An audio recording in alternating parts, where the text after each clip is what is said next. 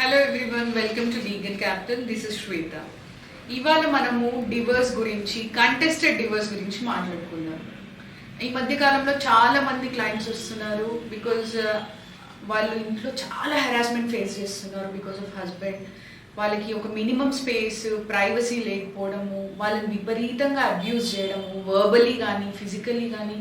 And you don't believe, కొంతమందికి అయితే అసలు I can't explain in words, అంత గాయాలైపోయాయి ఒంటి మీద. సో ఈ women most of the times వాళ్ళు ఏం ఎక్స్పెక్ట్ చేస్తున్నారు అని అంటే, they want to reconcile with their husband actually. అయితే కొంతమంది ఏమో దే ఆర్ ఇన్ అగ్రెషన్. ఇంకా మేము there will be some threshold కదా, ఏదైనా లిమిట్ ఉంటుంది కదా తట్టుకోవడానికి.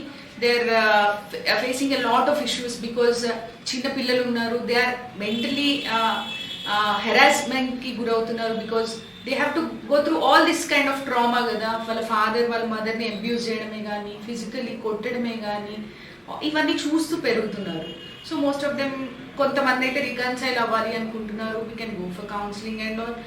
కొంతమంది they want to contest, I mean ఒక మ్యూచువల్ వాళ్ళ హస్బెండ్ ఒకవేళ ఒప్పుకోకపోతే they want to go for contested divorce. Contested డివోర్స్లో ఒకవేళ హస్బెండ్ తెలంగాణలో ఉన్నాడు అనుకోండి, వైఫ్ ఏపీలో ఉన్నారు, సమ్ అదర్ స్టేట్ ఢిల్లీలో ఉన్నారు, ఛత్తీస్గఢ్, యూపీ, ఢిల్లీ, ఎనీథింగ్.